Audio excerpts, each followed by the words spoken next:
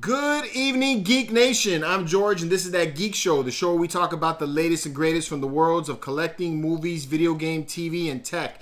And sorry that we got started a little bit late. Actually, we're on time, but the intro started a little bit late. We just had a couple of things we were trying to work out. And I'm happy to be here. Had a crazy beginning of the week. So let's get to this. With me to break all this craziness that we get into, I got my man who's back from all his travels, Calvin, the statue fanatic. What's up, bro? What's going on, man? How you doing? I'm doing good, man. I'm trying to get through these difficulties right now. I got all this technology issues right at the moment. Like right now, I can't see you. That's my fault. You can't see me? It's my fault. It's my fault. There he is. Yeah. I'm gonna pull you up here in just a little bit. YouTube chat viewer, YouTube live viewer. Come on, George. There we go. Of course, it's not Calvin, it's Seth. There he is. All right, Calvin. Finally back. How are you, man? What's up, man? You must take like 2, 3, 5-hour energy drinks before you get on, right? Because you're always hype. Yeah, man. I have to. Like 2 Red Bulls, some coffee, some Xanax. Yeah, gotta keep myself going. Oh my gosh. All right, and also here on the show, as always, is my other brother from the other mother, my man Seth, the Pop Knight. What's up, Seth? We are live. What's poppin', everybody? How you doing, man? Me, I'm doing good, man. Not bad for a Monday. Not bad for a Monday. Not bad for Monday. Got some cool stuff in today, so I was pretty psyched about that. Yeah, and I'm ready to do this interview. Ready to rock and roll, man. Ready to bang it out. Let's do this. Let's do this. So many double entendres in that. What the hell, man? Just saying. All right, and special guest today, we have Addeb of Kinetiquettes here to talk to us about Kinetiquettes, what they're doing, this badass statue that's sitting right here in front of me of Terry Bogard. So, Addeb, how are you, man? Yeah, I'm good. Sorry, it's morning here, so I just woke up, juicing up on my coffee. So, yeah, forgive me if my voice is a bit. It's all good, man. Yeah, we appreciate you hanging out with us. Yeah. I'm happy to be here. Thanks for inviting me. Yeah, man, it's awesome, man. Hey, thanks for letting us take a look at this statue. This thing's fantastic, actually. It's really awesome. Thanks. I think the guys did a really great job on this. I mean, people know me as the so-called the face of the company, but everybody behind the scenes, all the credit goes to them for all the work that we do. Sweet. So before we kick this interview off, I got to share with you a bit of bad news that happened to me, but it happened in a really funny, stupid way, I guess, the best way I could put it. So Saturday, we went to this event called Tate's Tent Sale. It's an awesome event that they sell all kinds of collectibles at some crazy prices. So I was up like extremely early in the morning to get down there. And when I got home, it was garbage day. The garbage man takes and puts the garbage can like right in front of where I park my car. So me being lazy, rather than taking and getting out of my car and moving my garbage can out of the way so I could park my car, I decided that I'm going to maneuver my Challengers because I'm an expert parker, right? I'm going to back into this parking space, go around the garbage can, and park my car. And that's what I'm going to do. Well, I tried to do that, and I came in a little too fast, and I ran my rear bumper right into the side of my bushes. And that wouldn't have been so bad if there wasn't such a hard stick that came out and gouged the lower part of the paint on my bumper. So it sucked, man. It was a bad afternoon for me, but I felt like it was a lesson learned that don't be lazy. Take the time to move the garbage can. It might be a bad story or a bad incident for you, but for me, it is so karma, so karma. And see, he would never do that with one of his statues. This dude literally sits there every time we go to lunch during the week. God, why does it take you so long to back up into a spot? Okay, why does it do? And you know what? It's karma. It's karma. My man over here, Calvin. This dude has got a backup camera, big backup camera too. The TV is. I've been in his truck. I know. Yeah, huge backup camera, and it manages. It takes him like 6 times to back a car into a parking space with a backup camera. Hey, you know what? Better safe than sorry, right, George? Lesson learned. I don't have a backup camera, so and my car didn't beep as I was heading backwards. So, oh well, I thought it was a funny story. It is. I find it very amusing. Oh man. So everybody's having a good week. Addeb, everybody's had a good start to the week so far. Yeah, it's a great start to the week, man. I mean, we had a busy week. Last weekend we were at GameStart Asia, so it was quite tiring. But yeah, yesterday I kind of was kind of slacking off and recovering from that, so I'm good now. Cool. I see that fish tank in the back. What kind of fish do you have? Boop, boop, Oh, boop, boop, boop. oh, it's chicklets. Yeah, I have an aquaponics setup. Like Okay. there's plants growing up my window and all that. All So right. it's like, yeah, Are they pets kind with of feeds food? the plants. So let's say hi to some people in the chat. Oh yeah, let's do that. Forgot about that. We've got STS Funko Vlogger. We've got Vic. Nice. We've got Optimus Cubano. Cubano, We've got Josue. Barbara Lopez. We've got the MCE Gambit, What's up, John? otherwise known as I'm losing in fantasy football to Seth. We got Danny Ferreira. We got Sinister Collector. We got Junior Statue Collector. We got Barbara, Batman, Statue Collector, Diego. We got them all. What's up, JR? How you doing, man? Junior Statue Collector. What's up, man? Anyway, man. So let's do this, man. Let's do this. I'm hyped. I have this statue now. We got this one in when, Seth? Like Thursday? No, it was earlier in the week. I think we got it in Wednesday. Wednesday. I think last week, but yeah, that was should have taken it home on Wednesday. Well, it's a big statue, so Yeah. big piece. Anyway, we got it at the house. So this thing is fantastic, Addeb. So why don't you tell us a little bit about Kinetiquettes for those of our viewers who don't know about Kinetiquettes? Tell us how you guys got started. Okay, so like most of us in the studio are like have been like working in the games and film industry for a while, right? I myself have been an animator for 9 years in video games, right? So we ended up like we were artists, like doing our own things on the side as well, like while we were working. So we collaborated on certain projects and things here and there. I did private of sculpts, and also my other partners also did illustrations.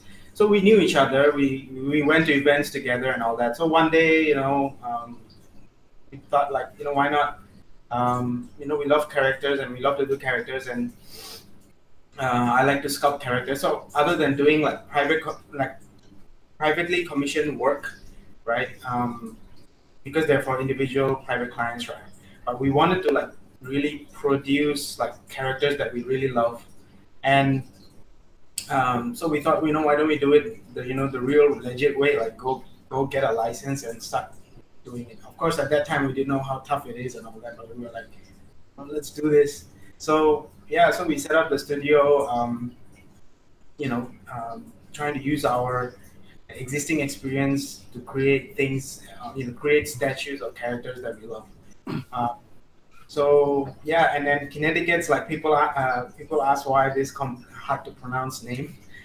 So Kinetiquettes basically is like a combination of the word kinetic and maquette, right? So when you put them together, it's called Kinetiquette. So that's why we love to do characters and motion, and especially being like a couple of us in the team are animators. So we've done animation. We like things with motion and movement and dynamism and all that. So yeah, so that's our thing. Making statues in motion. So yeah, so it was like 3 years ago we set up the studio, and kind of everything's history from there. But initially, like we were lucky enough to have be able to start out with the Street Fighter license. So that's where we started, and of course now we have like ZK and Arc System Mode games like Guilty Gear, BlazBlue. We've also announced like Monster Hunter. We've done a Devil May Cry diorama. So like, yeah, we have a lot of things going on now, but when we first started, we just had Street Fighter, and at that time, now everything's done in 3D, right? So, but when we first started out, our first couple of products were actually, in fact, the first 3 products that we did was all hand sculpted, in clay, and The first couple of them was sculpted by me and one of my partners. At that time, when we first started out, we didn't really have the resources, to hire a bunch of people. We kind of had to do everything ourselves. So yeah, so here we are. That's cool. That's pretty cool. So that's awesome. The statue that you guys the I first was introduced to you was the Street Fighter stuff. That's how I first learned about Kinetiquettes. And one of the things that I thought was really cool about what you guys were doing was, one is that the statues were very dynamic, obviously, and that it draws you to it. But the thing that was really neat was that you guys made pieces that connect together. So you didn't have to buy this entirely huge diorama, or you didn't have to buy certain characters. You could buy this character with another character and then create your own diorama. Right. So how did you guys come up with that idea? But you're the only ones doing it. Yeah, I mean, of course, we can't say like, oh, we're the first to do it, but I thought like it would be cool to, like, I've seen like, PVC figurines and stuff do it, but of course not to a more like a complex level. Just you can connect the bases together and all that. That kind of got us thinking like, why don't we make statues of characters with interchangeable connectable bases, but make them interchangeable as well. And since we were starting out with Street Fighter, we thought, what better way? Because people, like, when you play a fighting game, you can choose characters. So why not? We create dioramas based on that idea of being able to interchange characters.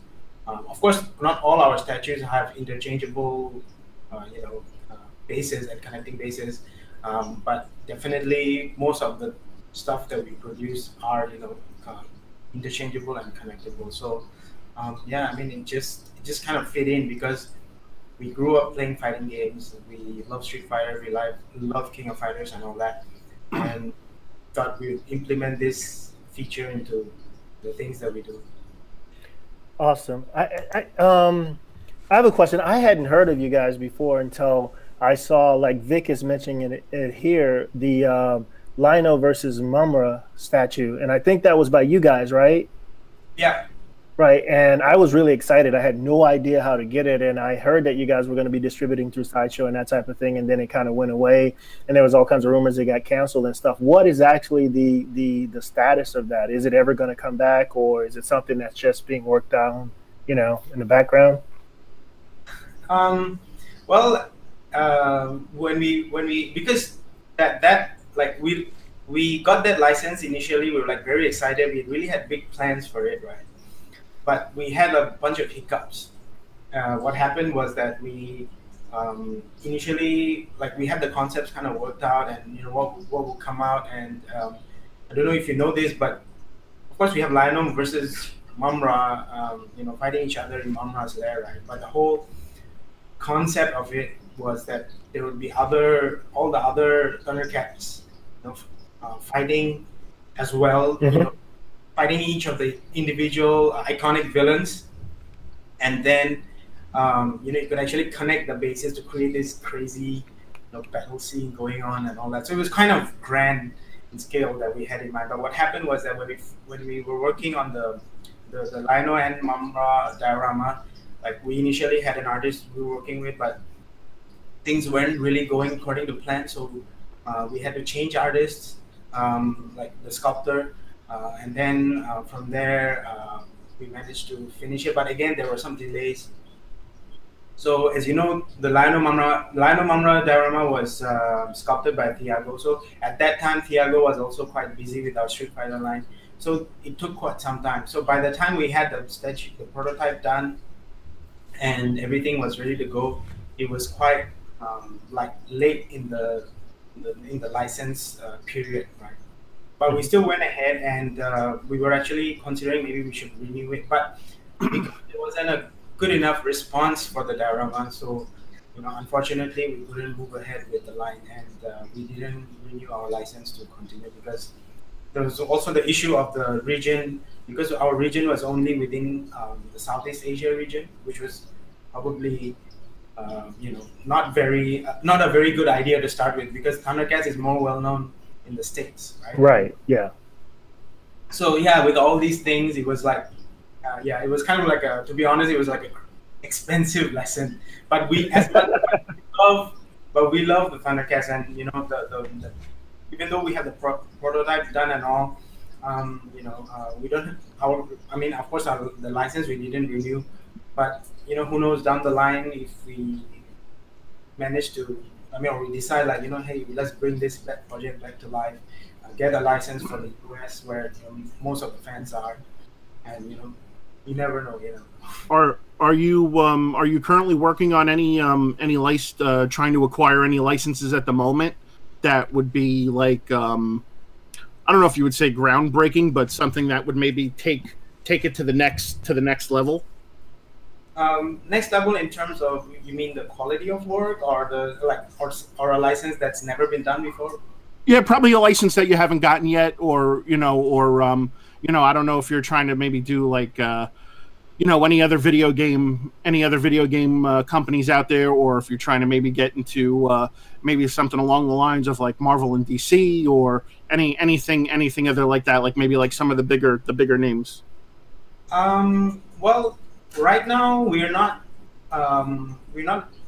in discussions or anything regarding Marvel or DC, because I think there's already a lot of Marvel and DC statues right now. And we kind of started out with video games, right? So we are always like looking at new video game licenses, especially like fighting games. And again, coming back to fighting games, because like we grew up playing fighting games, so all these fighting games kind of appeal to us. And just to, you know, sidetrack a bit, because for us, like when it comes to getting a license, it's like, you know, the first and foremost thing we consider is, do we love this franchise? Do we love these characters? Right, that's the first thing. It's not about whether, oh, you know, let's make a quick buck. This character is hot right now, and of course we do consider that when it comes to making certain characters from a line. Like, oh, is this character, you know, in high demand? Do people want it? But yeah, I mean, that's the first thing we think. Okay, I love this franchise. I love this game. You know, we'd love to make, you know, bring our take on it. So, okay, coming back to your original question, which is, are we in discussions of you know, getting new licenses? Yeah, it's I can't say much. Well, obviously, yeah, but just, you know, just curious. Yeah, but yeah, I mean, we're talking to a couple of game companies, and also we recently announced the Attack on Titan license, and we're also looking at the anime side of things in terms of new licenses as well. So again, things that we love, you know, we definitely want to bring our take on it. I'd like to see if you guys can get like a since you're talking anime, I'd love to see something from like One Punch Man, or even maybe a what's that one that I watch, Death Note, maybe doing like a light with a with like a Ryuk, or you know, something along that lines. Yeah, I mean, I personally love those two animes as well. But I believe Oniri Creations did a light and Ryuk already. Yeah, they of course, did.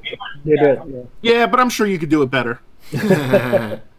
Well, thanks for the vote of confidence. But yeah, again, if we do something like, I mean, of course, it's not like we only do franchises that never have been done before. I mean, we've tackled things that other people have done or are doing, right? And we'll also be like, you know, doing statues that's, you know, other licenses are doing, right? Well, that's what I dig, though. I like that you're doing something different. You know, it was like nobody's done, you know, King of Fighters or Fatal Fury yet, really. You know, and definitely nobody's done something like this. You know, right? So that's what I want to know too. Is like no one's done that before. So how do you decide? Because I mean, I know you like you said, you love the character, so you're going to do something you love and have a lot of passion. And the way that statue looks, it shows that you guys have a lot of love for this character. But how do you decide to actually make it, and how do you know that there's interest in it? Do you guys do polls, do surveys? How do you know that it's something worth, financially worth producing? Yeah, well, of course, you know, we do polls on our, you know, Facebook groups, or like on our newsletters, asking people what do they want to see from us, for particular franchises. So when we first were hinting that we're going to get the SNK license, we did a poll asking, and definitely the first think if I'm not wrong, the first top three were like Terry, Mai, and Yuri Yagami from King of Fighters. Yeah. So it was a kind of a no-brainer because again we love these characters and people want them, and that's how we went ahead. And also sometimes we look at not just the fan votes, but as well like the official. Sometimes the game companies themselves, they will do like official voting of characters, right? So we'll also look at that. And yeah, I mean Terry is pretty much up there in terms of in rank and demand. So is it just strictly fighting games, or would you venture out into other like other video games, maybe like something like along the lines of like a Halo or something from Call of Duty, or maybe even as far as I know one popular game that everybody likes would be stuff from Kingdom Hearts. That's Disney though. Kingdom Hearts is. Those games are like. I mean, Halo, Call of Duty are quite popular, but like the team, we are not like big fans of those type of games, like first-person shooters, and okay, we're more into like fighting games or adventure games, like story-based, like very story-driven games. Final Fantasy would be kind of neat, like Final Fantasy VII. Yeah. Yeah, I mean, I personally also played and enjoyed Kingdom Hearts. Right, looking forward to Kingdom Hearts 3. But like I'm definitely we do and are looking at games that are outside the fighting game genre. I mean like when I say fighting games, it's like fighting games is something we played mostly when we grew up, but that's not that's not the only thing we play. Obviously, like we play like all sorts of games. Like previously, I personally, when I was like working in video games, I was like playing a lot of video games in any spare time that I had, right? And speaking of spare time, which I don't have much nowadays, right? I miss those times when I used to like play games on my, PS3, Xbox, and Nintendo and all that. But so definitely we're looking at games like any kind of game that we are fans of. So would you consider making games that were more from like the past? Like we got Spidey Funkoverse in the chat asking like a Double Dragon, maybe like a Double Dragon statue would be kind of cool. I don't know, maybe like some of those older games. Maybe the question is like do you focus more or would you focus more on retro games or current games? Right? Definitely like anything goes, because like even if you think about King of Fighters, it's kind of known nowadays, or it's like coming back now, but it's a kind of like a classic game like King of Fighters. We personally played the earlier King of Fighters game, so definitely like anything that's new or retro classic, if we are a fan of that, we'll look into it. And of course, Double Dragon, it was, it was a fun game. I played it on my Mega Drive when I was. It was like I used to play with my brother. I totally remember those times. That's why like there's no when we say games, like it just goes, anything goes, anything that we love that we want to do. Like even the recent ones, there's so many recently released games that are really awesome, and definitely anything that's in our radar or anything that we've enjoyed, we'll continue. That's cool.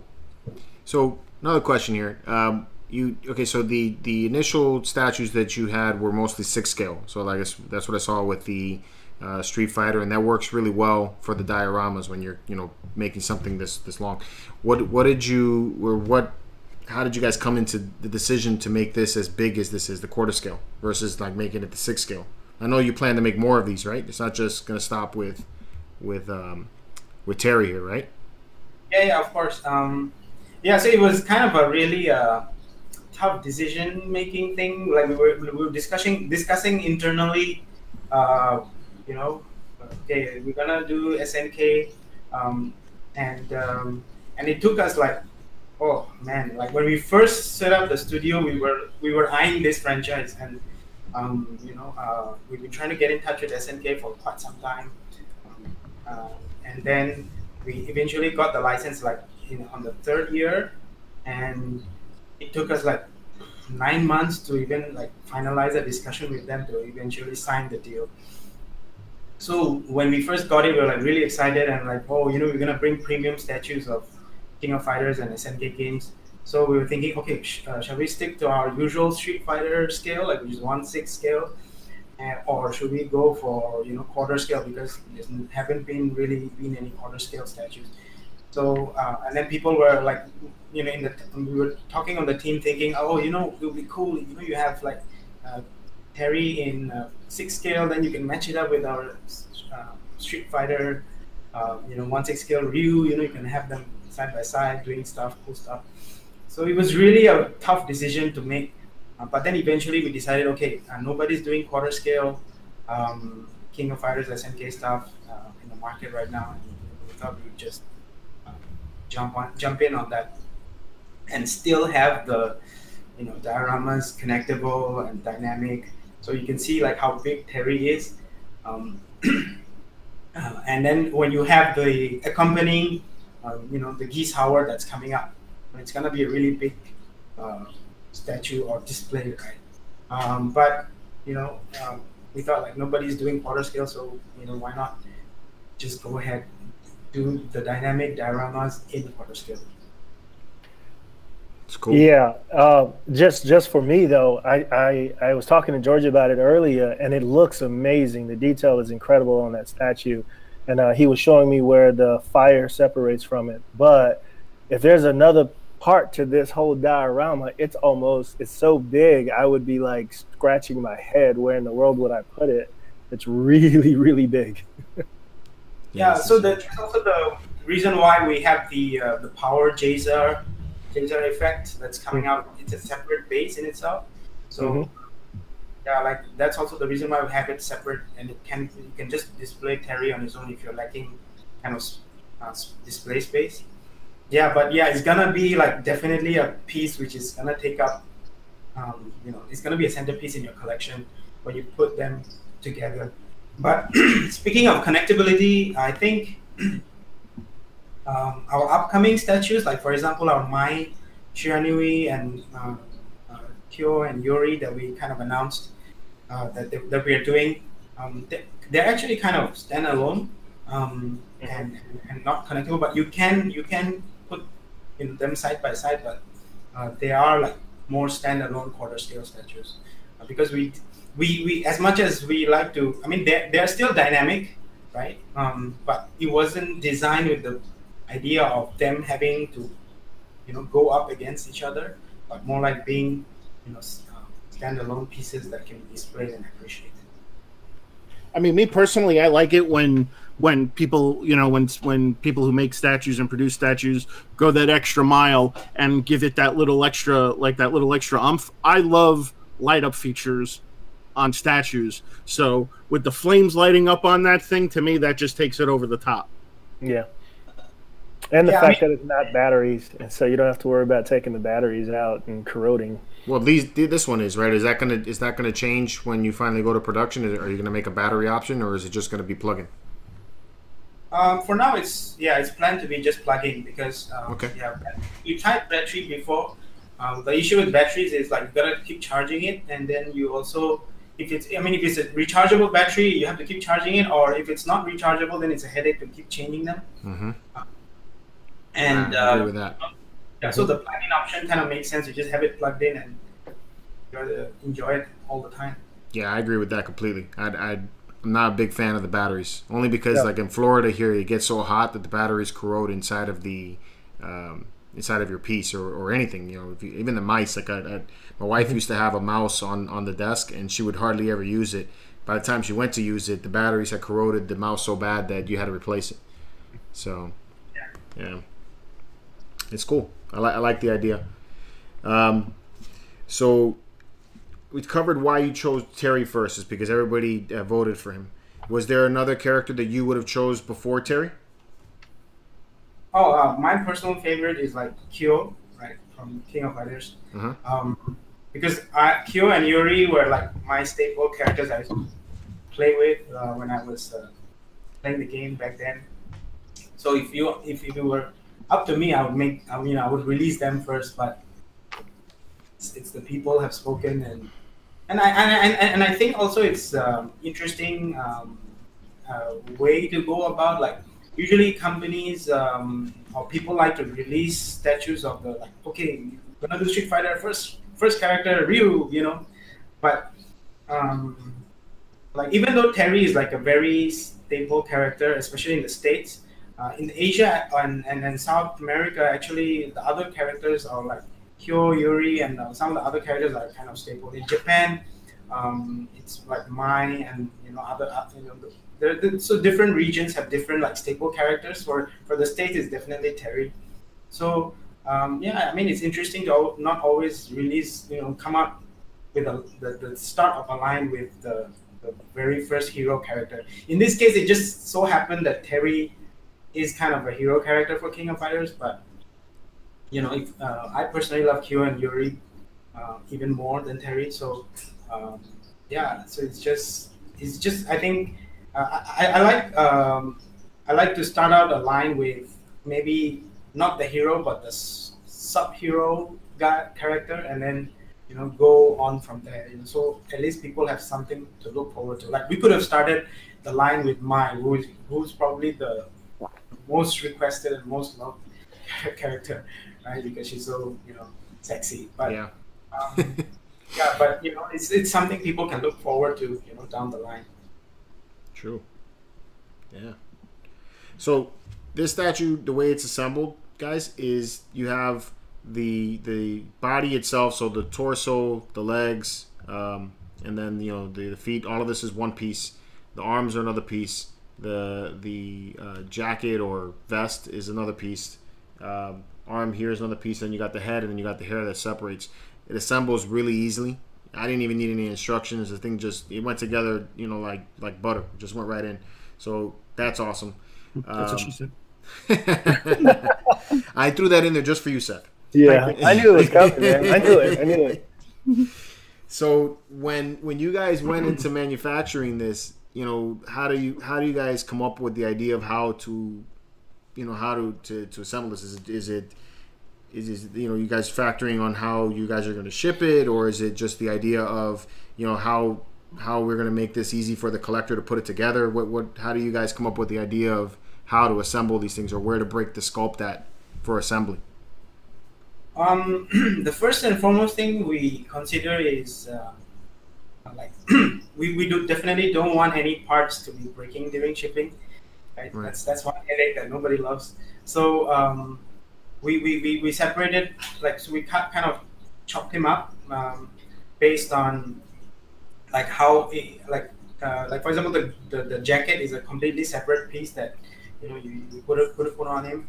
So because it's a bit thin and a little bit prone to breakage, but of course we changed the material to something a little bit more flexible, so that for that added security. So definitely the first thing that goes into separating the pieces is how secure and safe they are, and so they survive the shipping trip. I'm sure you guys and the viewers know how sometimes people treat our statue boxes, right? So so that's the first thing. Yeah. So so that's the first thing, and then secondly is how easy it is to put it together. Like, we were also kind of wondering, if we separated Terry's jacket, would people have difficulty maybe putting it on, and another thing we don't want is people trying to put the statue together and there is chip pain and things like that. So, but eventually, like, the ease of putting it together seemed quite intuitive and easy, and there weren't really many complicated parts to him anyway. So, it kind of fell in place. And yeah, and we also consider, like, for example, the box size, because Terry will eventually come in 2 boxes, even the final product. Okay. So that because if some countries have restrictions on the box size that you can ship, so we separate that. That's why we separated him into 2 separate boxes, and it also kind of eases the burden on the shipping cost as well, because You might think like two boxes might cost more, but actually some carriers like FedEx, if you have smaller boxes in 2 boxes, so the shipping is slightly cheaper as well. Yeah, I learned that the hard way. Yeah. I shipped something to Italy, and it was a small box, but because it just reached the threshold of whatever space they went into, they acted like the box was twice as big. So my shipping cost was immense. So, yeah, that's cool. I'm looking on here, and you guys have like quite a few licenses. Are all of those worldwide licenses, and will all of them be available through like Sideshow in the States? Because I know this is, I looked it up, and you can actually order it from Sideshow. Yeah, so like one of our strategies after the Thundercats debacle is like any license we get, we want to make sure they're like, mostly like we try to get as many regions as possible, and everything that we currently have is worldwide, except for Monster Hunter, which is currently outside of Europe, but we have the States and Asia as well. And for Attack on Titan, right now we don't have Asia yet, but we're working on that. But definitely any new licenses that we get, we try to get worldwide, because we want everybody to be able to access, and and especially having partnered with Sideshow, they have a very good reach with their customer base, so we want them to be able to ship everywhere. Cool. So 2 boxes. Are you going to change the foam that you use to package them? Oh yeah. Like okay. The packaging that you receive is very like placeholder and temporary. Okay. I was gonna say. I know what you mean. Because when I open this, you had a blizzard in your, whatever that thing, right? My wife looked at me and she was like, "What did you do? The hallway, the room. I had this stuff. I had it in my hair. I had it all over here. It was crazy." Yeah, sorry about that, but yeah, it's okay. The final product will be like a proper box, with a foam that doesn't create a snowstorm in your house. So when is the shipping? When do you expect it to start shipping with the final product? So currently, production is slated to end in Q3, Q4 next year. Mm-hmm. So. And that's we're expecting to ship Q4 2019 right now at the moment. Yeah, that's awesome. I'm telling you guys, I'm a fan of the game. I played the game when I was a kid. I was a bigger Street Fighter fan than I was of Fatal Fury and King of Fighters, but this was the dude that I used to play with. And Seth, I know you got a nasty comment coming. But, I know Seth does. I'm like, Seth is probably sitting there going, Smithers. Yeah. This thing is dope. For if you're a fan of this game and you want something that just like embodies the game, this is the piece. This is insane. The way it looks. It's definitely a centerpiece. So I mean, it's some great work. Nice work, Addeb. It's awesome. Thank you very much. I mean, we even for Terry, like we initially we were thinking, because it's quarter scale, right? We were actually worried that doing such a dynamic action pose with base kind of exploding and then the special effects being even larger than Terry himself. So we were thinking whether we should do this pose or not. Whether we should do a more a less dynamic pose, right? But then we're like, if you're gonna go do Terry, just go all out, like and I was looking at like with our art director, because usually the process is like in terms of coming up with ideas of poses and things like that, it'll usually be me discussing with the art director about potential poses, and I was considering poses which were a little bit more like upright rather than him on on his knees punching the ground. So but then the art director was like, screw that, man. If you're going to do Terry, just go all the way doing his iconic Power User. So, we just went ahead and did it even, and it does kind of like, the final piece kind of shows the energy and the power of this special move. So, yeah, I think we made the right choice eventually. I'm going to put you on the spot here, man. Over the last couple of years, there have been some amazing pieces come out. And I mean, some things that have been so inspiring is, jaw-dropping. So other than your own pieces, things that you've seen over the last couple of years that have come out, what have you seen that has been like totally inspiring to you in terms of pieces that have come out? Oh, well, that's a good question. I think, us doing dynamic statues, so we kind of lean. You think that we lean towards like anything that's dynamic. I mean, we do definitely get inspired by a lot. Like for example, Tsume does like really great dynamic pieces. I mean, in fact, before we even started the studio, I was like really blown away by the things that they did. Like one of the statues that like really blew my mind when I first saw it was Tsume's Zorro statue with the hurricane in the back. Yeah, that's dope. That was like insane. When I was like, damn man, like it's so inspiring. So when I first saw that statue, but we also like love statues. Like for example, I have the new Batman premium format on order. I really love the sculpt on that. I mean, it looks really great. And yeah, I mean, anything else that kind of some of the Sume statues really like are inspiring. I mean, I know Sume was like is a partner of ours, but it just so happened that I personally love some of the work that they do is really dynamic, and some of the guys on the team, love some of love the sculpts on the Sideshow statues as well. Like our art director, I know, loves the new Daredevil. So it's like, we definitely like, we're not just inspired by dynamics, statues in the market, but also, whatever just looks cool. Yeah. Yeah, and it sounds like you're a collector too. So you were just saying some of the things that you've ordered. I was about to say, I wish I had questions. Like I wish I really have the space. Like I personally have like Prime Ones, Arkham Knight, Batman. That's a big Superman. piece.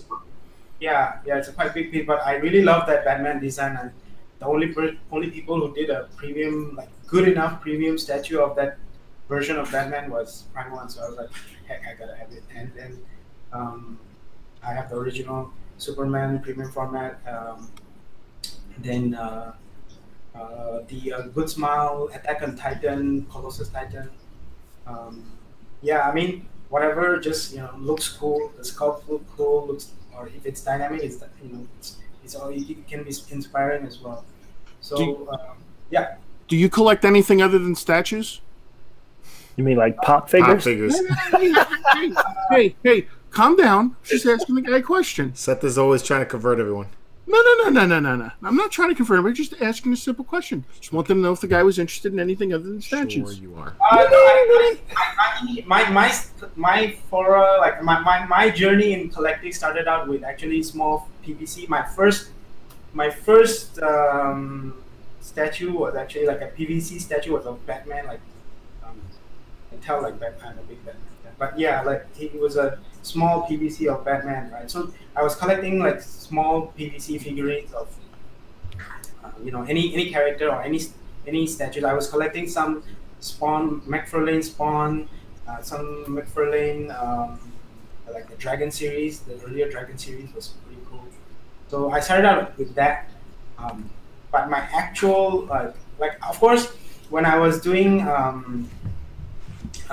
like private commissions before, like freelancing as a sculptor, I love to collect garage kits from different artists, like different sculptors. They do different characters, like original characters. So I actually like to collect garage kits so that I can paint them myself. So that's one pretty thing. Cool.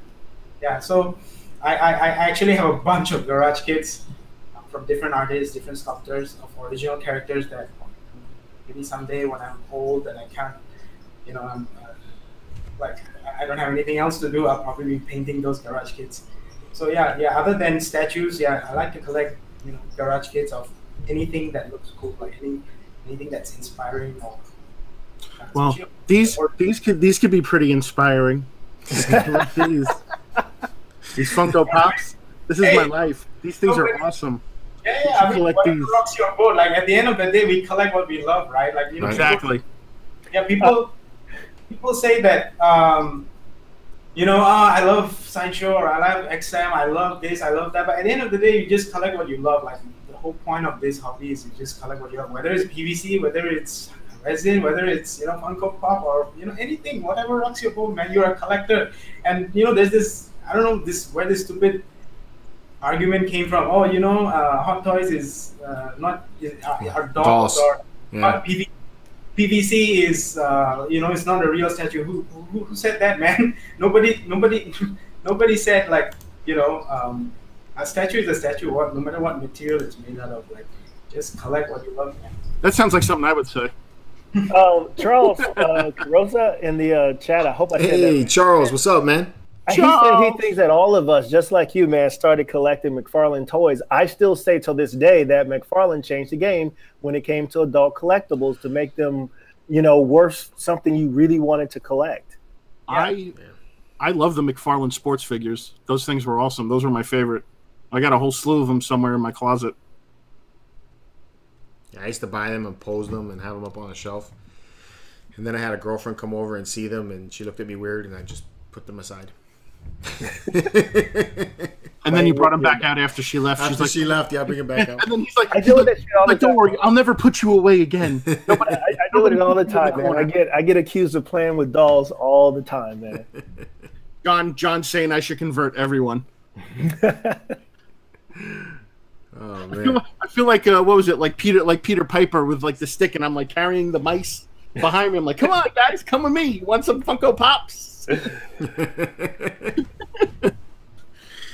That is cool, man. Yeah, hey, Addeb, you guys are doing it, bro. I love it. You know, just keep on making stuff like this, and I'm sure you're going to be very successful. This is cool. Oh, thanks. We try. All right, man. I swear to God, man, you look like you're about 18 years old. Addeb, yeah, you do look pretty young, dude. How old are you, man? What are you talking about? I am 18 years old. No, okay. Seriously though, I'm like 34. Really? All right, so he's the same age. He's around the same age as us. Maybe not so much Calvin, but me and George. I knew you was gonna say that, you asshole. I knew you was gonna say something. He's like your age, but you know he's aging a lot better than you, Seth. Oh, everybody's aging better than me. I mean, listen, I've got the gray in the beard. I've lost my hair. You know, the body's falling apart. So I think that's why we do this. It keeps us young, man. I mean, definitely keeps you connected to something youthful. Absolutely, man. Absolutely. Sorry. Somebody in the chat's bugging me on a text message now. I saw someone on the chat asking about, you know, what's our next character from the Guilty Gear line. So if you don't mind me answering, like, Seth brother. We definitely have so bad guy from Guilty Gear coming up. Yeah. So that's definitely the works. The other one you have the What is it? The Reaper? No. What's her name? I'm drawing a blank. The one that has like the devil and the angel like for the wings. That's Dizzy. Yeah, Dizzy. Dude, that thing is sick. Have you guys seen that one, Calvin? Yeah, I was looking at the website while we were talking and looking at a few of the things that I hadn't seen before. It was pretty amazing, actually. Yeah, I mean, that's something that always drew me to them was how dynamic the pieces were. It's because I haven't seen others do it quite like that. It's always like this, these explosions and stuff like that, you know? It's like explosions. It's full of energy. I mean, tons of energy. Yeah, it's awesome. And if you see this thing in person, actually, I have the review coming out on Wednesday. I'm still editing up. I have close-ups of all the detail in the pants, and the texture work throughout this is insane. You know, you guys are gonna be blown away by how this looks. Really cool stuff. Yep. Any more questions in the chat? There's a lot of questions. People just, you know, saying I should convert everybody to Funkos, and because of me, I, you know, now they're collecting Funkos. I mean, come on. I mean, you know, don't put that solely on me, you know. I mean, yes, am I glad that other people... This guy gets one piece of fan mail and his hair gets so damn big. Whoa, guys. Telling you, man. Yeah, I gotta like put weights on Seth when I walk with him at work, is because he floats. I do float.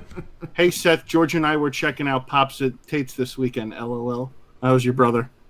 We were checking out Pops, and we were checking him out at Past, Present, and Future also. So PPF. All right, so since we have Addeb on the show, we're going to talk a little bit about some video games. So, Addeb, have you seen the trailer to Squadron 42? No, I haven't seen it yet. But I think I've come across it on my news feed on Facebook, but I haven't clicked play on it. It came out like 4 days ago, or I think the trailer came out about 4 days ago. Probably has another trailer, but this is the most recent one that I saw. So the game looks... I don't know what the game's about, really. It looks to be like a flight simulator, like a spaceship fighter or something like that. What I was blown away with was the amount of actors that are in this video game. They got Gary Oldman's in it, Mark Hamill, the chick that plays Scully on the X-Files, Gillian Anderson. Right, that's why I got Seth here. Seth knows all these. Henry Cavill. I mean, lots of people were in this, and it looks amazing. I'm kind of hyped up about it. I want to see it. So, what do you think about it, Calvin? I watched the trailer, and I was amazed at the people that were in it as well. However, it just looks like a Star Wars type ripoff movie to me. It looks like Star Wars? Yeah. The fighting scene kind of looks like I don't know. It looks like nothing I have no interest in playing. Thank you. Next, let's move on. Okay, but let's analyze that though for a second, Seth. Okay, anything with a story, bro, you won't play. Listen, just because it's star-studded and it's got a bunch of stars in it doesn't mean that I'm automatically going to open up my wallet to it and be like, hey. I'm not saying to go ahead and buy it. I'm not suggesting you to buy it. It's because you probably would have to upgrade your computer 10 times to play it. Yeah, exactly. Do the graphics look cool? Sure. Is it probably a recycled story that they've pulled from other video games to mold into into a newer game? More than likely, because nobody comes up with anything original these days. When it comes to video games or movies, everybody just recycles everybody's stuff. So I mean, I don't know, man. I mean, I'm not a big fan of the RPGs. I stick to my sports games. Not so much Madden, more MLB, and every once in a while I'll poke my head and I'll play Call of Duty. Spider-Man was really good. I like playing Spider-Man, but even that gets a little boring after a while because of how open the world is. You can just basically tackle the same criminals so often before it gets really repetitive, and it's like, all right, I'm done with it. No, not if you get platinum. You just clear everybody out. Hey, Captain Puerto Rico, how you doing, man? Miss you too. All right, back to the games. He's in the chat right now. True. Ducking me again. Every week it's a different excuse. You keep ducking me, dude. I personally think that the games need to have a story set, and I like what would impress me about the way that these graphics look is that the animation in the way that the acting looks believable. Because often you can get some realistic looking characters that look dead in the animation. So from artistic side of things, I think it looks really nice.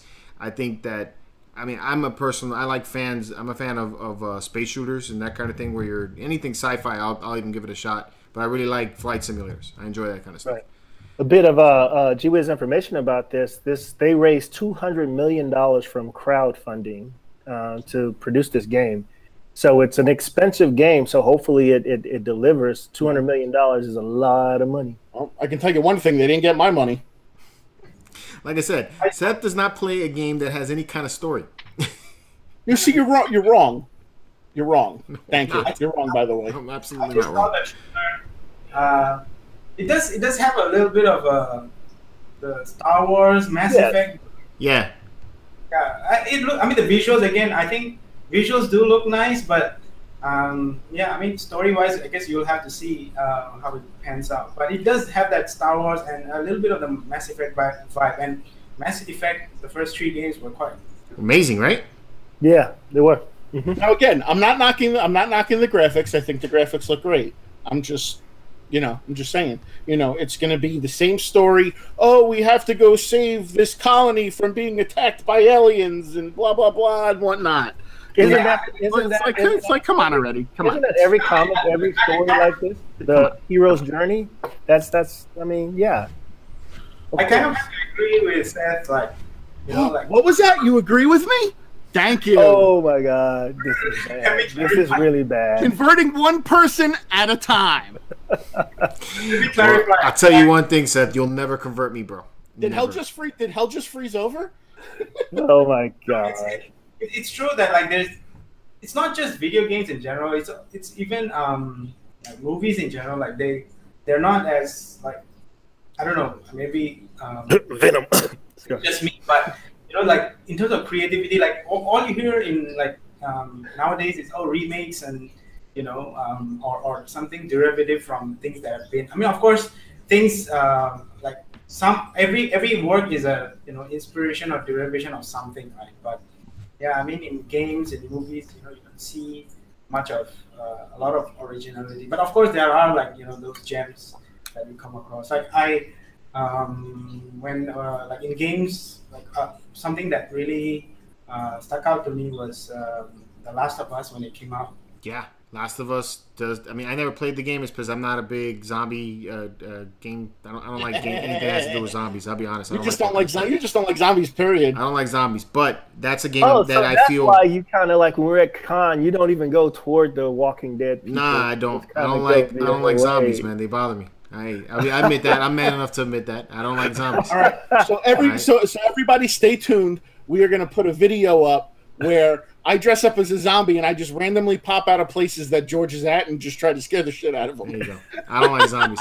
What I did feel about Last of Us that I thought was good was that I thought that the one that it had a very compelling story. I thought that the acting in the animation again and the acting of these characters was done superbly. It was almost cinematic in the way that they did it.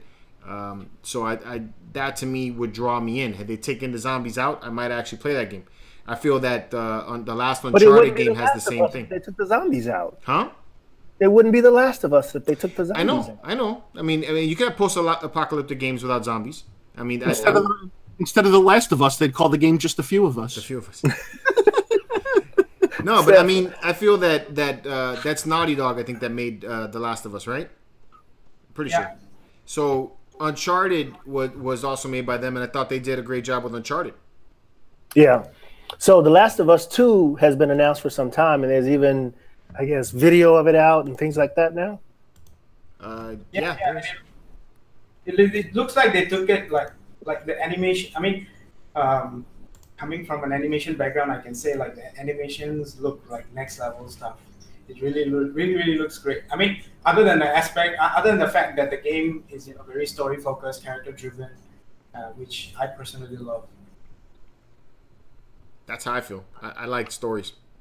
And if I'm gonna play a game, I want it to take me on a journey. I don't want to just turn the game on, play multiplayer, and shoot at little boys playing these video games. Oh, so you mean as far as a story goes, as far as taking 3 movies to walk through a forest to dump a ring into a volcano? Seth, Lord of the Rings is a good story. The fact that you're too dense to try to watch it, I just don't know what to tell you. But this just never ends. It's never going to end with this guy. Go back for one moment, man, because you just brought up something that I'm really interested in. A lot of companies are doing original lines of characters and things like that. Do you guys at Kinetics think you'll ever do your own original characters or lines that you create? Yeah, for sure. Actually, I guess we can say I can tell you guys that we are actually working on something original right now. Of course, the details are still in development. So, yeah, we definitely are looking at making our own, launching our own line.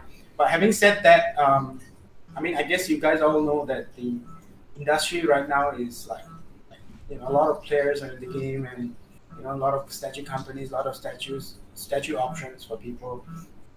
So we are a bit wary of that because it's not necessary that you have a very good product, right, or very cool product, or something everybody's hyped about. But I mean, it's not necessary that you have such a product and you still sell it very well.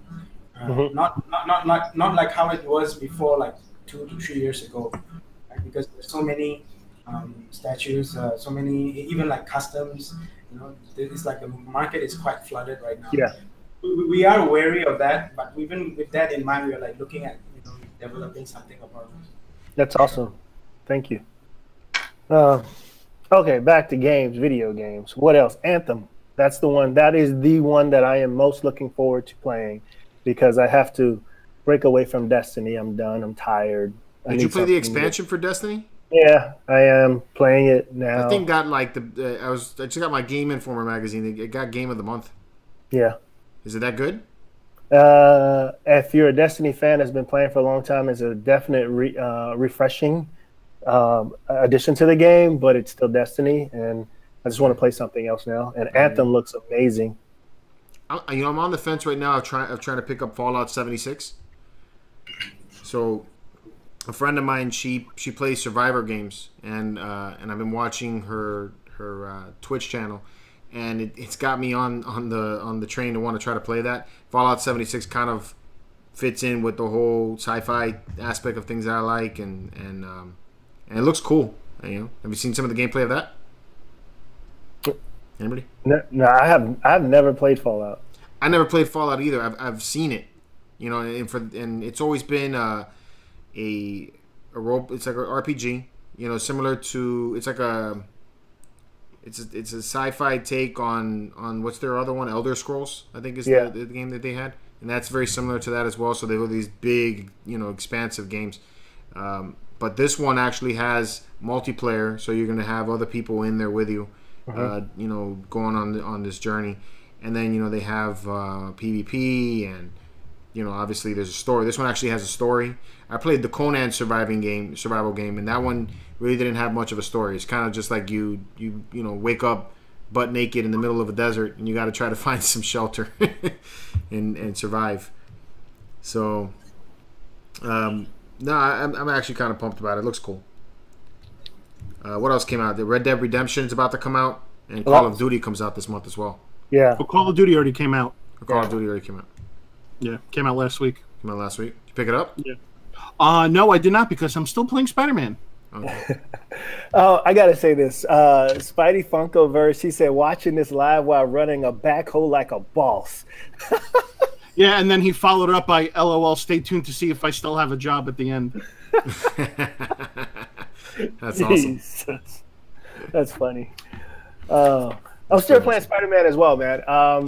I can't talk about it because George still hasn't gotten to a certain place, I think. I'm like 68% of the way through the game. I've been playing. Man, it's hard to find time to play the game, and then I've been jumping between that and wanting to play Assassin's Creed because I really like how that story started out. And I personally enjoy the way the character interaction is in Assassin's Creed over Spider-Man. I keep getting thrown out of Spider-Man because of the amount of side missions that they have going on, the whole, like what Seth was saying, fighting the similar criminals in like different situations, but it's always the same guys. And then it doesn't make me want to see what happens next. And that's been my problem with Spider-Man since I started playing with it. All right. George is too busy putting out review after review after review after review. Review after review. Say it again, after review. I will say it after review. I even, in my last review, I put in links to his reviews. Do you guys think I'm doing too much? You guys in the chats, if you feel like I should stop and slow down putting reviews, let me know. That's not what I meant at all. You're doing great job, man. That's not what I meant. No, I mean we meant that like that's what you're doing, dude, and you're keeping the channel going. Absolutely, so it's great. It was more of a compliment. It was more of a compliment than anything. Yeah, it's a group, man. We're all doing it. Yeah, it's more. Doing this together. Kingdom Hearts 3. That's coming out next year, right? I believe so. I'm not following Kingdom Hearts so much. I haven't played Kingdom Hearts since the first Kingdom Hearts. What about you, Addeb? I heard you mention that earlier, Kingdom Hearts. Yeah, I played the first one, but ever since then, I haven't really been keeping up much. But Kingdom Hearts 3 does look cool. But I hope it can, keep me more. Like, I had the same problem with Final Fantasy 15. Like, when I started playing it, it was cool and all, but I couldn't, or maybe because I just didn't have much time to play as well. Yeah. So, yeah, I mean, I started Final Fantasy 15 and, I didn't get to the end. So I hope like maybe Kingdom Hearts 3 will. But again, yeah, I haven't really been following the franchise since the first game. But it does look cool. What else? Seth, what video game are you most looking forward to? Well, I'm playing it right now. Spider-Man? No, I'm playing WWE 2K19. Oh. Both George and I go, at the same time. Like, I'm not surprised. I'm not surprised. He's playing wrestling, white trash soap opera. Oh, you guys! I can see him there talking shit to the TV as he's playing it. You said that. Yeah. Oh my god! You mentioned Red Dead Redemption earlier. Yeah, I'm a little bit pumped to play that as well. My buddy Robert. I mean, you guys have seen him on the show. We call him the Dark Lord of MCE. He's really into the Red Dead Redemption, which I never was a Western fan as a kid. My dad was. My dad loved Western movies, like all of those old movies, and especially like John Wayne. Man, my dad loved them things. It would make me watch them. So the only Western movie that I could say that I really got into was like Tombstone, But when I saw the original Red Dead Redemption, I saw Robert play that one. I was like, man, this is kind of cool. The expanse, and it makes you feel like you're going across the old West. This one looks even bigger, and the graphics look even better. Isn't it just basically Grand Theft Auto but Western version? Yeah, but one of the things about this, from what I understand, is that even more so, I guess, than the last one, every decision has a consequence, and you don't have to make the same decision. Okay, so first of all, if every decision has a consequence, why would I want to play a game? I just live that day. I just live that every day of my life. I can't, George. I just can't. I hear you, man. I tell you, I've been living and dealing with this guy for close to 10 years. I can't. The next game I was going to mention was Halo Infinite, and I think that's next year. I love you, Seth. I love you too, Calvin. You old wrinkly ass bastard. I love you. Oh my god. This guy's so You are such an ass. He is such an ass. I'm telling you. When you come down here, I give you a big hug and kiss, man. Oh my god. Anyway, this guy's too all much, right. man. I'm done. Can we talk about movies now? Maybe we're talking about something else. We'll talk about movies. All right. We'll move on to the TV show. So they released the images of Batwoman today. So this is going to be on the Arrowverse. If you guys watch the CW, let me see if I get the picture up here. Arrowverse. Yeah, he's big enough to have his. She looks cool. So it's pretty cool, right? Yeah, I like it. So it's badass. Do you watch Arrow, or have you ever watched Arrow on the CW? I watched the first 3 seasons of Arrow, and I haven't watched it since. Yeah, me too. The spot where I stopped. So I'm curious to see how they're going to introduce her into the story. It's kind of weird that they're introducing her and not Batman. Did they specify whether it's supposed to be Barbara Gordon? It's not Barbara Gordon. Barbara Gordon was Batgirl, and she became Oracle. Paralyzed. Yeah, she's paralyzed. Right. Okay. Killing joke, Yeah. He shot her. So, if you guys haven't seen on Netflix, they have the Batman Bad Blood. So if you want to see an origin story, or it's not really an origin story, but her background explained, that's a really good animation to watch. DC does some great animations. Barbara Lopez is saying Iron Fist got canceled. Yes, Iron Fist got canceled by Netflix. Thank God. Did you watch season 2 though? Yes. I thought season 2 wasn't that bad, man. I thought it was pretty good. God, they need to cancel that, and they need to cancel Luke Cage. Yeah, I kind of agree with Luke Cage, but it's kind of weird that they started it out and then they're going to cancel it because you got the Defender. So how are you going to explain? They're not. There's nothing to defend anymore. I'm looking forward to Daredevil season 3. Yes, I agree. Daredevil and Punisher should be the only two. Yeah, Daredevil and Punisher should only be the 2 Netflix Marvel shows that keep going and progressing. No, every other show should get canceled. They need to add Moon Knight. That would be cool. To that lineup. What else? I hadn't seen the Batwoman thing before. When is that supposed to debut, premiere? When is it? What episode? It's season? supposed to be in this season. I didn't catch what episodes, but I know the season. I don't know what season they're on at the moment. It's about to kick off again. Same thing with like Legend of Tomorrow has a start off. It's coming up pretty soon. I'm kind of excited for that, because this is when I get my superhero TV shows like every day in the week. I'm just curious, Addeb. There is. Am I saying your name properly? How do you say your name? Hey, you got it right. All right. Okay, cool. Addeb. I just recently found out from George a couple of shows ago that Netflix doesn't show the same thing around the world. So in Singapore, is there a Singapore version of Netflix, and do you guys get to see the same things that we see? Is it something different? It's mostly the same shows, but of course, Singapore is a bit strict on like R-rated stuff. So yeah, I'm pretty sure like some of the R-rated shows are not available on Netflix. Oh, you need to get out of Singapore, man. You don't know what you're missing. There are other ways. They block R-rated shows. Like, you mean X-rated or R-rated? I understand X-rated. Either way, he still needs to get out of there. Oh my god, Seth. I'm saying.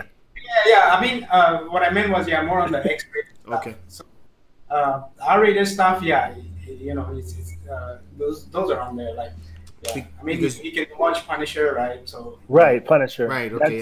That's what I would. Rated M, I guess. Did you guys should have gotten Titans on Netflix, right? Yeah. Yep. Did you get a chance to watch that one? No, not yet. Not yet. You're talking about the Teen Titans, right? Right. Yeah, but they have the live action that just started this past Friday. Yeah. I haven't watched it yet. Yeah. So I saw it. I gotta say that I'm surprised. I didn't think it was. I thought it was. How did you see it? From your streaming service? Yeah, from a streaming service. Now, my only complaints are this. These are my only complaints of the DC and it's mostly a complaint of DC Universe, not a complaint of the TV show. DC Universe made it only available in the United States through their streaming service, but they did not give you enough options for where you could play the streaming service from. So you could only watch it on your physical computer, on an iPad, or on your mobile device. So you have those options, and then you got to have one of these devices like Apple TV, a Amazon Fire Stick, a Chromecast, that kind of thing. So if you own one of those, you're okay. I don't own any of that shit, so I had to watch this on my iPad, which I felt like it took away from the immersion for me, because I like watching with my surround sound. So now I feel like I got to go buy a Chromecast or something just to be able to watch this, which I'm not inclined. And then the other, huh? You don't have an Apple TV? No, I don't have an Apple TV.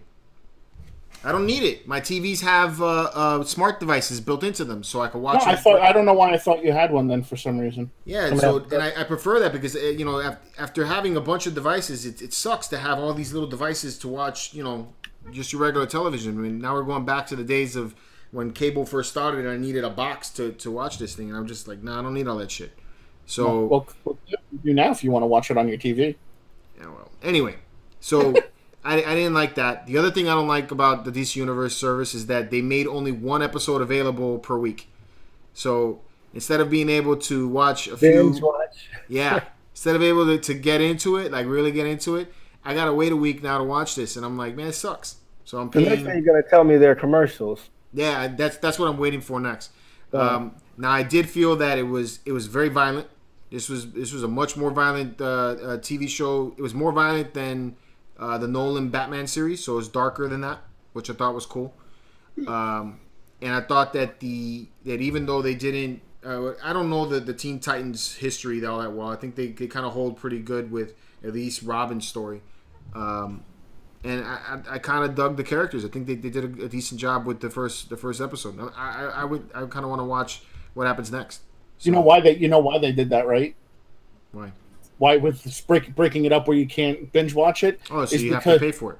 Well, not because you have to pay for it, but they did that because they don't want people bad mouthing the episode and deterring everybody, bad mouthing the show, and then not anybody watching it. they're breaking it up. So as it goes on, it's going to get worse and worse and worse. And I think it's a mistake to do that. It's because you're competing against, Netflix. Netflix puts the whole thing out there, and you're paying almost close to the same monthly payment that you would have to pay for Netflix. If you I bet Addeb could probably watch all 13 or whatever episodes because it's on Netflix. I don't know. I don't know that any series on Netflix that does that. There is none, unless that would be the first. I have Netflix. It's on Netflix. No, if you live in Singapore, it is. Yeah. Oh, so wait a minute. So it's on you have to get the DC streaming then, is what you're saying, yes. and then in order to watch this. Oh, yes. I'm not paying for that crap. I'll wait. I'll go Georgia and watch it. I'll wait for that shit to go straight to DVD.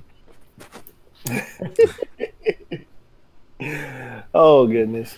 I think we had one other thing we were going to talk about, and that was Aladdin. One of my favorite animated movies are coming to the big screen. Yes, Seth is about to go off on you about it, but go ahead. Yes, let's talk about that. You have the trailer to play for everybody, so we can watch this.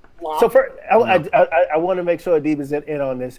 Have you seen Aladdin the animated, the Disney version of Aladdin? You mean the classic, or you mean the new live action? No, the classic with Robin Williams as the genie. Yeah, of course. Okay, yeah, all right. So now they're doing a live action version of it that the teaser looks great. Yes. He's shaking his head. Seth is shaking his head. I think visually the trailer looks great. I'm not on board yet with Will Smith as the genie. I'm not on board with any of it. Why, again, this goes back to what I was saying earlier. Why can't you come up with something original? Leave it alone.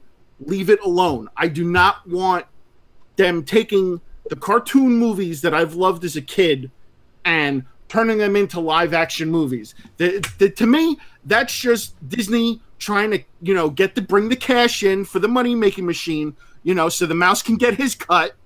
And it's a little ridiculous in my opinion. I personally rather see them re-release the cartoons to the movie theaters so the newer generation can actually experience what we experienced, which I feel would have a greater impact, because to me those animated movies can never be topped nor ever beaten.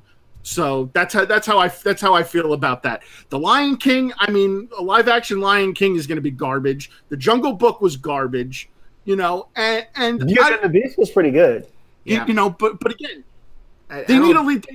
Now, I'm not knocking Will Smith. I don't totally disagree with Seth on this one. Yeah. Go ahead, Seth. Finish your thoughts, Seth. I love Will Smith. I love every movie Will Smith has done. Will Smith is a phenomenal actor, but you can't top Robin Williams, man.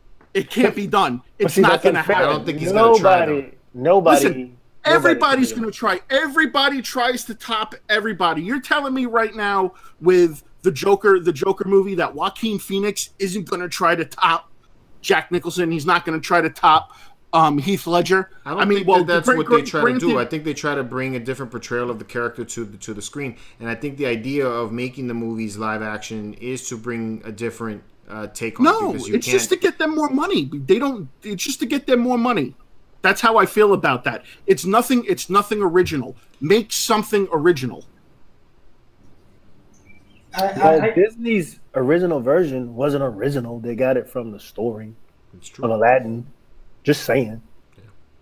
Listen, but what I'm saying is that the cartoon is the original, and now they're trying to remake it into there were Aladdin cartoons before that. In what country? Because I didn't see them. And Aladdin has been done multiple times, even before Disney did it. It's true. Whatever. I know what I know what I like, and I know what I saw. This movie's gonna suck. This guy. Will Smith's career is gonna go after this one. They said that when he was going to portray Ali, and he knocked it out of the park. Oh, he knocked Ali out of the park. But you know what movie? He really killed him? What was it? After Earth, the movie that he did with his son. I didn't like that movie. God, what was that? What was it called? That? Yeah, it was called After Earth or something. Exactly. Okay. Yeah, I think Seth does have a point in the sense that that there's already too many like remakes and things going on right now, and I personally, I watched Jungle Book, but I didn't really find the Disney live action movies, like doing anything better in terms of what the classic, animated films did. I mean, of course, I'm not against like doing something, bringing a different take, on a character. Like everybody said the same thing about Heath Ledger when he was cast as Joker. They were like, "Oh, how are you gonna top Jack Nicholson?" Right? But he brought something different, and in fact, I prefer Heath Ledger over Jack Nicholson because Jack Nicholson's style was a bit more on the Tim Burton style, whereas Heath Ledger brought it more darker and realistic to what Nolan did with Batman. So I think doing something with an existing I don't know. Franchises, franchises, what they would call it. There's nothing wrong with that if you can do it better, but yeah, so far they haven't really done it better. And so thank you, Addeb. Thank you. You've solidified everything I said. Thank you. And maybe most people would disagree with me on this one, but I think of the live action ones, the Maleficent movie, I thought was kind of interesting because instead of telling you the story of Sleeping Beauty, they went with the story of the villain, which I thought was cool. But that's an original. Yes, that's I agree. Different. And Seth, that's what I'm trying to explain with you is that I kind of agree with you on this. That I feel like just taking the story and redoing the story again live action is not a way to. It's not necessarily advancing the story or bringing a different take on it. I think what it is that there are some people like my wife that will not watch a movie that predates a certain time. Like she will not watch a movie that predates 1990. Just will not do it. God. She won't do it. No idea what she's missing out on. She just won't do it. So in order for you to catch her attention, it has to be something that is newer. And her reasoning behind it is because of pacing, of the way the camera looks. It takes her out of it. So she just can't get into it. But although some classic movies do hold up even today, like I would say Jurassic Park, Aliens, like heck, the older classics look better than anything. Star Wars. And how can you top like the classic Predator? Like now the crap that's coming out, it's like nothing near like the way you judge a movie is based on how memorable it is. Like once you watch it, right, it sticks to you. And if you can't remember the story, you want to go back and watch it again. Right.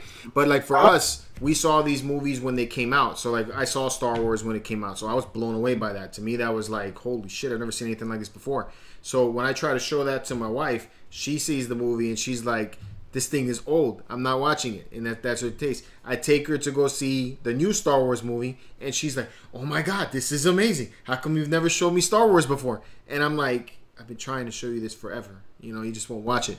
So it's a visual thing with her, So I think for us, it's a nostalgic thing. We saw it when we were younger. We were blown away by it. We liked it. And then that's carried on with us over the years, right? Right. Yeah, I mean, I definitely get your point. It's like a lot of people are, drawn by the visuals and, the certain things beyond a certain time, doesn't hold up. But I still think like Predator, Aliens, or James Cameron Aliens, Alien, I think visually they still do hold up even today. Yeah. And like the creature effects in Aliens and Alien, okay, maybe not Alien, but Aliens definitely, hold up even today compared to while Prometheus and Alien Covenant visually might look, nice. But the in terms of story, doesn't hold up. But even then, I would say like the original classic Aliens was like, even today when you look at it, you can just enjoy it and you can almost believe that it's not. Yeah, it resonates with it, like George is saying, it resonates with you because of nostalgia, and and that's the thing with me, like I love the '80s. That's my that's my genre. Any movie from the 80s, I love. We're talking Ghostbusters, Goonies, and even with the new Ghostbusters with the all-female cast, I mean, I was like, all right. I was like, you know, this could be interesting and it could be funny. And then I watched it and I was like, thick in his head. oh my god! I'm like, oh my god! I'm like, I can't believe they destroyed Ghostbusters. Hated it. Yeah, I'm like, I can't believe they destroyed Ghostbusters. I think the best example to me is like you look at the Arnold classic Predator, you look at the Predator on screen, and you look at the Predator in, say, Alien versus Predator, right? And in terms of visual, just by visuals alone, I mean, of course, nostalgia plays a part for us. But even if you just look at it from a pure visual standpoint, right? Like, you just look at the classic Predator and look at the Predator in the recent, movies. You'll see that, the Predator in the original one actually looks more convincing and more, believable compared to, a lot of the, special effects, computer-generated imagery nowadays, right? I mean, I think I'm not against CGI. Like, heck, I worked in games, right, and 3D animation and blah blah blah. But it's just that 3D animation and CG, computer-generated imagery, haven't reached a point where you can convince someone beyond it's not as good as reality, right? So there's still that gap. Although we have like CGI, all the latest technology and all that going on, but I think it hasn't reached a point where it's better than real life, right? So there's that disconnect, and that's why I personally feel that that Predator is a prime example of how such an old movie still holds up today in terms of visuals, and presentation compared to anything done recently in that franchise. I agree. I agree with you, man. I agree with you 100% and then some. We got Barbara Lopez in the chat. She's saying that she's heard that Leonardo DiCaprio is in the works for producing a Captain Planet. Oh my god! Has anybody heard? only if Don Cheadle plays Captain Planet. I don't know. That sounds interesting, though. I don't know. Is Leo going to be Captain Planet? Did you guys see the live action Captain Planet skit? No, I didn't. Yeah, that was with Don Cheadle. Yeah, that was with Don Cheadle. Don Cheadle did a thing. That shit was hilarious. I've seen it, dude. That shit was hilarious. Yeah, that's awesome, man. With Don Cheadle, huh? I gotta check this out. Yeah, Don Cheadle's Captain Planet. Okay. And it is so freaking funny. All right. I don't know that I would. It's not something that I would like. What is it? The Power Rangers. I know a lot of guys are fans of the Power Rangers. I wasn't so hyped when I heard they were making the new movie. And when I saw the movie, the only part of the movie that I thought was any good is when I saw the Green Ranger and the Pink Ranger in the film. I was like, oh, there they are. And that was it. You're talking about the original ones or the one that just came out? The new one. The new one that just came out. The new one that came out, there was no Green Ranger. There was no Green... Oh, you're talking... Yeah, they weren't in the suits, but they were just there. People, yeah, they were just cameos. Yeah. But that was the best part of the movie for me. Everything else, I was just like, this is So... I didn't even like the suits. They didn't even look like Power Rangers. No, yeah, they look kind of. They look like they all belong from the Guyver. Yeah, from Guyver. Yeah. Oh, that's nuts. That is some funny stuff. So, Addeb, what is your favorite movie of all time? Oh, that's easy. Terminator 2. Nice. That's a good one. He didn't even hesitate. There was no hesitation. I saw that movie 6 times in the theaters, bro. That was a great movie. Yeah, I mean, you see, the issue is, I think one of the issues is, at least for mainstream Hollywood movies nowadays, is that they're too focused on, because they're able to do so much with computer graphics nowadays, the focus is on visuals, the focus is on special effects, but I think, the movie executives and the people who are, funding these projects and movies, they're not realizing what makes a good movie is the story, right? And when you have a story mixed with visual effects, that's when it's becomes something as classic as Terminator 2. I mean, I'm not against special effects or anything like that, but everything has to serve the story, and it applies to any kind of medium, right? Whether it's you can have the best comic artist drawing a comic, the visuals might be great. You might have like the greatest cinematography for a movie. You know, you might even have the best, you know, in games, the best graphics and all that. But at the end of the day, it all has to come down to the core, which is for movies, it's story. For games, it's the gameplay and the story in some sense. But it's mainly gameplay. And movies is, of course, at the end of the day, the core has to be there. So I think if the story is, when something is based around the story and everything else serves the story, that's when you have something that's memorable. Michael Bay didn't get that memo. Michael Bay just like explosions. Yeah, just like everything. I think we need another explosion over there. And boobs.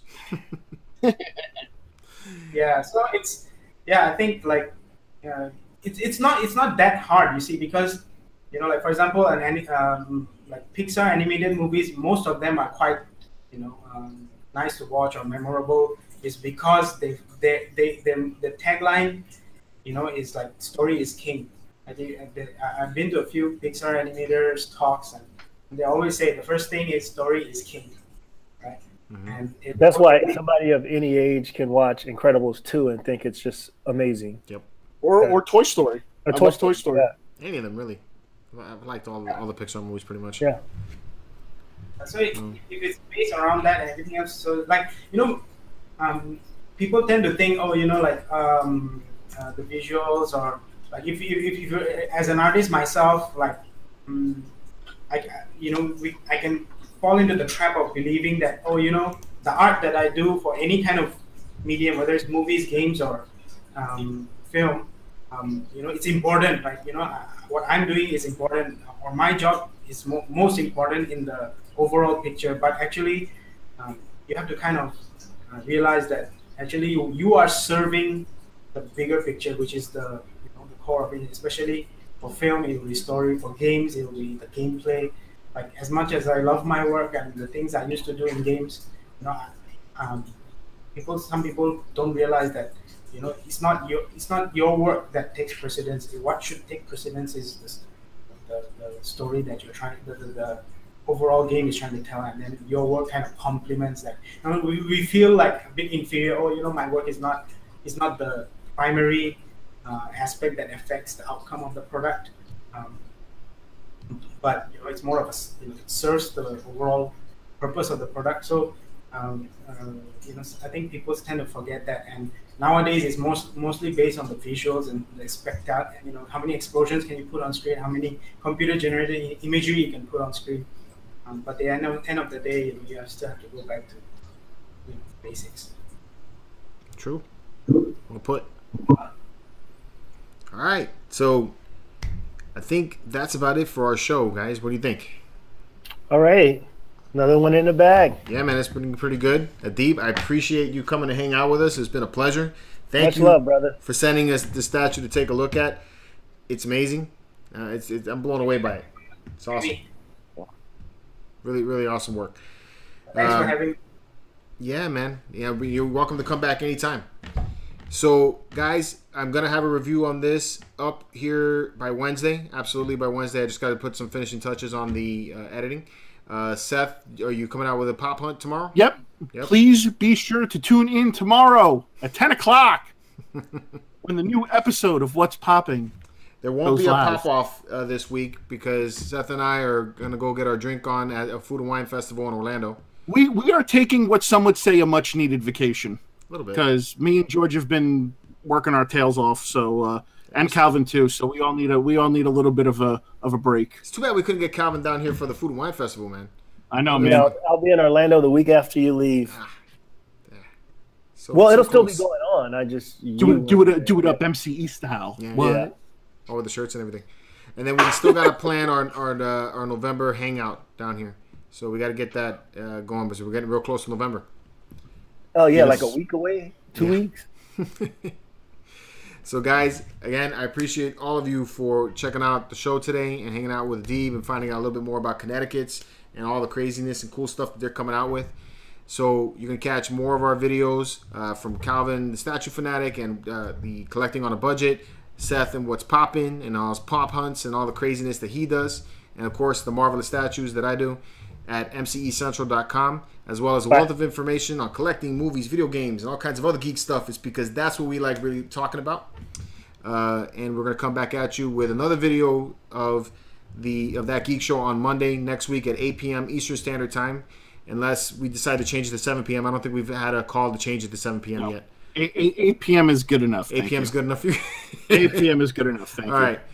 So unless we get a standing vote, from everybody to change it to 7 p.m., we're going to keep it at 8.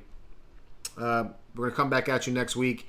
So stay tuned for all of that, guys. And until next time, keep it marvelous. Keep it marvelous. And that's what's popping. I'm going to do that on your show. I'm going to say that keep it marvelous on every one of your shows. You did it last week. Freaking guy.